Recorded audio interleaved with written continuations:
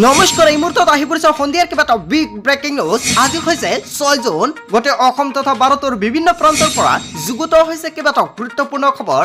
এনেবোৰ খবৰ নিতেও পাই থাকিবলৈ চেনেলটি সাবস্ক্ৰাইব কৰি ভিডিঅ'টো এটা লাইক কৰিবলৈ নাপাহৰিব। আজিৰ আমাৰ প্ৰথমটো খুবেই গুৰুত্বপূৰ্ণ খবৰ হৈছে অসমবাসীৰ বাবে এটা ডাঙৰ খবৰ। চৰ্ত নামানিলে মোদীৰ হাত এৰি দিব পাৰে নীতিশ আৰু চন্দ্ৰবাবুৱে। 8 জুনত দেশত পুনৰ হ'ব মোদীৰ চৰকাৰ। কিন্তু ক্ষমতালৈ আহিলেও ক্ষমতাহীন হৈ পৰিব নেকি বিজেপি? টিডিপি জেডিইউ লগতে শিৱসেনাক এৰি দিব লাগিব মন্ত্ৰীসভাৰ গুৰুত্বপূৰ্ণ দপ্তৰসমূহ। গুৰুত্বপূৰ্ণ দপ্তৰ সহযোগী দলক এৰি দিলে থাকিবনে বিজেপিৰ শক্তি? এতিয়া এনেকুৱা এটা ডাঙৰ প্ৰশ্ন উত্থাপন হৈছে। লোকসভাৰ অধ্যক্ষৰ আসনো বিচাৰিছে টিডিপিৰ চন্দ্ৰবাবু নাইডুৱে। পথ পৰিবহণ লগতে স্বাস্থ্য আৰু গ্ৰাম উন্নয়ন কৃষি দপ্তৰ দাবী কৰিছে টিডিপিৰ তৰফৰ পৰা। নীতিশ কুমাৰৰ জেডিইউৱে বিচাৰিছে 3 কেবিনেট মন্ত্ৰী। কেৱল ইয়াই নহয়, চিৰাগ পাছোৱানৰ এলজিপিক দিব লাগিব কেন্দ্ৰীয় আৰু ৰাজ্য মন্ত্ৰীৰ পদ। চৰকাৰ গঠনৰ পূৰ্বে বিজেপি পৰিছে শংকাত। এইবাৰ অকল বিজেপিৰ চৰকাৰ নহয়, এনডিএ মিত্ৰজোঁটৰ চৰকাৰ। সহযোগী দলক বিজেপিয়ে এৰি দিব লাগিব কেইবাটাও দপ্তৰ। হয়, আপুনি ঠিকেই শুনিছে, এটা ভয়ংকৰ খবৰ মোক উলিয়াইছে।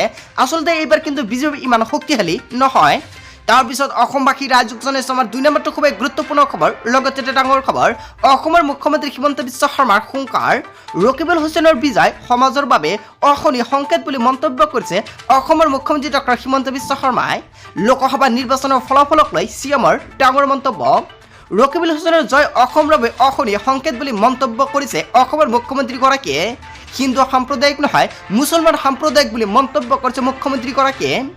মুছলমান অধ্যুষিত সমষ্টিত কংগ্ৰেছে লিড লৈছে। যোৰহাটত গৌৰৱ গগৈ জিকাত বিয়া পোৱা নাই, নিৰ্বাচনত হৰাই জিকা থাকিলেই বুলি মন্তব্য কৰিছে অসমৰ মুখ্যমন্ত্ৰী ডক্টৰ হিমন্ত বিশ্ব শৰ্মাই। নগাঁও আৰু ধুবুৰীৰ ভয়াৱহ ফলাফল জাতীয় জীৱনৰ বাবে অশনি সংকেত বুলি মন্তব্য কৰিছে। লোকসভা নিৰ্বাচনৰ ফলাফলক লৈ চিএমৰ এটা ডাঙৰ মন্তব্য। হয়, আপুনি ঠিকেই শুনিছে, অসমৰ মুখ্যমন্ত্ৰী ডক্টৰ হিমন্ত বিশ্ব শৰ্মাই যিটো মন্তব্য কৰিছে আপুনি কি ক'ব? তাৰপিছত অসমবাসী ৰাইজক জনাইছো আমাৰ 3 নম্বৰটো খুবেই গুৰুত্বপূৰ্ণ খবৰ। লগতে এটা ডাঙৰ খবৰ, আজি ৰাজ্যৰ চৰকাৰৰ কেবিনেট বৈঠক হয় বন্ধুসকল। আজি ৰাজ্য চৰকাৰৰ প্ৰথমটো কেবিনেট বৈঠক। আজি ৰাজ্য চৰকাৰৰ বৈঠকত কি কি সিদ্ধান্ত গ্ৰহণ কৰিব?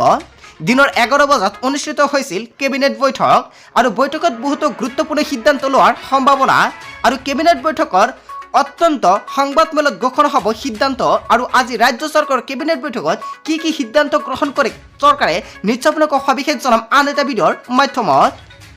তাৰপিছত অসমবাসী ৰাইজক জনাইছো আমাৰ 4 নম্বৰটো খুবেই গুৰুত্বপূৰ্ণ খবৰ। লগতে এটা ডাঙৰ খবৰ, নিৰ্বাচনী ফলাফল ওলাল আৰু 4 দিন পিছতে লাখ লাখ লোকৰ একাউণ্টত চৰকাৰে সোমাই দিব ধনৰা। কি হয়, আপুনি ঠিকেই শুনিছে, লাখ লাখ মহিলাৰ একাউণ্টত চৰকাৰে সোমাই দিব টকা। 10 তাৰিখে লাখ লাখ লোকৰ একাউণ্টত সোমাব এই ধনৰাশি। কোনে কোনে লাভ কৰিব এই ধনসমূহ? অৰুণোদয় আঁচনি লাখ লাখ হিতাধিকাৰীৰ একাউণ্টত চৰকাৰে পোনপটীয়াকৈ জমা কৰি দিব 1250 টকাকৈ। লগতে বৃদ্ধ পেঞ্চন আঁচনিৰ ধন সোমাব আপোনাৰ বেংক একাউণ্টত। বিধৱা পেঞ্চন আঁচনিৰ ধন জমা হ'ব আপোনাৰ একাউণ্টত। প্ৰতি মাহৰ 10 তাৰিখে হিতাধিকাৰীৰ একাউণ্টত ধন সোমোৱাটো নিশ্চিত কৰিছে চৰকাৰে। হয়, আপুনিও লাভ কৰিব নেকি টকা? যদি আপুনি লাভ কৰে নিশ্চয় কমেণ্ট কৰি জনাব। লগতে যদি অৰুণোদয় আৰু পেঞ্চনৰ পৰা কোনো ধৰণৰ হিতাধিকাৰী বাদ পৰিছে তেন্তে নিশ্চয় আপুনি কমেণ্ট কৰি জনাব। লগতে নতুনকৈ বিজেপি চৰকাৰ গঠন হ'ল, কিন্তু যিসকল ব্যক্তিয়ে নতুনকৈ অৰুণোদয়ৰ ফৰ্মটো ফিল আপ কৰিছিলে সেইসকল ব্যক্তিয়ে অৰুণোদয়ৰ টকাটো পাবনে নাই? যদি পাব নিশ্চয় আপোনালোকে কমেণ্ট কৰিব, নেক্সট ভিডিঅ'ত সম্পূৰ্ণকৈ জনাম। তাৰপিছত অসমবাসী ৰাইজক জনাইছো আমাৰ 5 নম্বৰটো খুবেই গুৰুত্বপূৰ্ণ খবৰ। লগতে এটা ডাঙৰ খবৰ, হাতত মাত্ৰ 5 দিন সংগ্ৰহ কৰক আপোনাৰ ৰেচন। অসুবিধা হ'লে এতিয়া আপুনি অভিযোগ দিয়ক। হয়, আপুনি ঠিকেই শুনিছে, যদি আপোনাৰ ৰেচন কাৰ্ড আছে তেন্তে আপোনাৰ বাবে এটা ডাঙৰ খবৰ। হাতত মাত্ৰ 5 দিন বাকী আছে, শীঘ্ৰে সংগ্ৰহ কৰক আপোনাৰ ৰেচনৰ চাউল। ৰেচন নাপালে দিব পাৰিব আপুনি সম্পূৰ্ণকৈ অভিযোগ। আপুনি লিখি লওক দুটাকৈ নম্বৰ।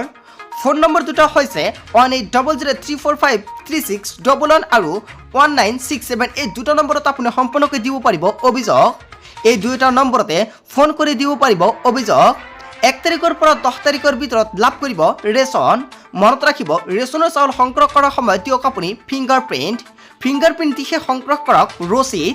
ই পোষ্ট মেচিনৰ দ্বাৰা দিয়া ৰচিদ ল'ব লাগিব হিতাধিকাৰীয়ে। অন্তোদয় অন্ন যোজনাৰ অধীনত 35 কিলোকৈ চাউল লাভ কৰিব হিতাধিকাৰীয়ে। অগ্ৰাধিকাৰ পৰিয়ালে 5 কিলোকৈ চাউল লাভ কৰিব ৰেচনৰ। হিতাধিকাৰীয়ে ৰেচন সংগ্ৰহ কৰি ল'ব লাগিব ৰচিদ। 1 তাৰিখৰ পৰা 10 তাৰিখলৈকে দিনজোৰাকৈ খোলা ৰাখিব লাগিব ৰেচনৰ দোকান।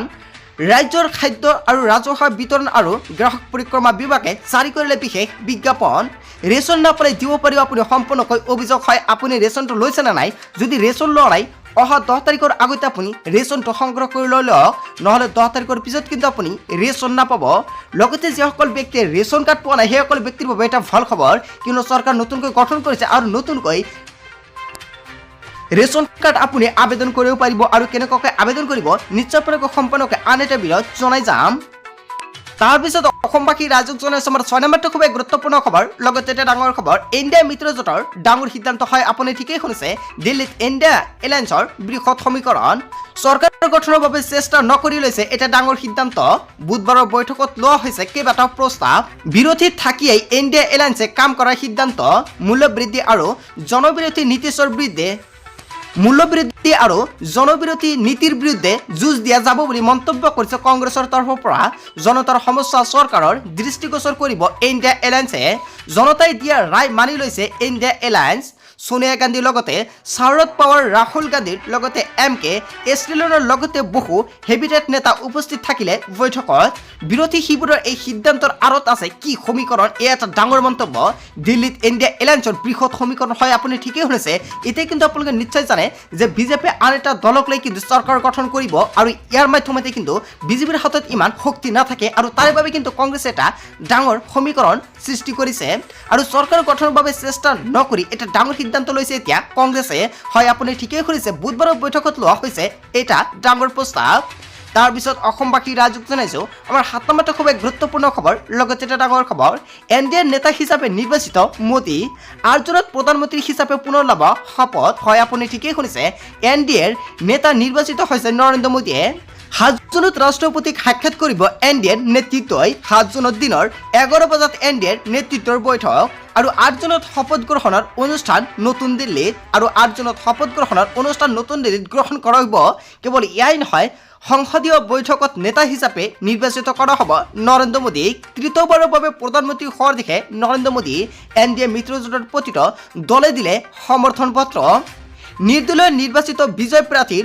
সমৰ্থন লৈ 303খন আসন এনডিএৰ হাতত আৰু এনডিএৰ নেতা নিৰ্বাচিত নৰেন্দ্ৰ মোদী 7 জুনত ৰাষ্ট্ৰপতিক সাক্ষাৎ কৰিব এনডিএৰ নেতৃত্ব হয় আপুনি ঠিকেই শুনিছে আকৌ বিজেপি চৰকাৰ গঠন কৰিব কিন্তু বিজেপিৰ হাতত ইমান শক্তি নাথাকিব আপোনালোকে নিশ্চয় জানে বিজেপি যিখন মেজিক নাম্বাৰ 172 সেইখন কিন্তু লাভ কৰা নাই আৰু তাৰ বাবে কিন্তু এটা ডাঙৰ প্ৰতিক্ৰিয়া সৃষ্টি হৈছে ৰাজ্যজুৰি আৰু কিন্তু বেলেগ এটা দলক লৈ বিজেপি চৰকাৰ গঠন কৰিবলৈ গৈ আছে আৰু তাৰ পিছতে কিন্তু সেই বেলেগখন জেডিইউৱে কিন্তু বহুতো আসন লাভ কৰিব জেডিইউ মানে হৈছে নীতিশ কুমাৰ লগতে আৰু নাইডুৱে লাভ কৰিব কিন্তু হাতৰ পৰা 8খন আসন আৰু সেইকেইটা আসন যদি বিজেপি দি দিয়ে তেনে ক্ষেত্ৰত কিন্তু বিজেপি ইমান শক্তিশালী নাথাকে হয় আপুনি ঠিকেই শুনিছে গোটেই অসম তথা ভাৰতৰ বিভিন্ন প্ৰান্তৰ পৰা যুগুত হৈছে কেইবাটাও গুৰুত্বপূৰ্ণ খবৰ এনেবোৰ খবৰ নিতৌ পাই থাকিবলৈ চেনেলটি সাবস্ক্ৰাইব কৰি ভিডিঅ'টো এটা লাইক কৰিবলৈ নাপাহৰিব so thank you for watching full video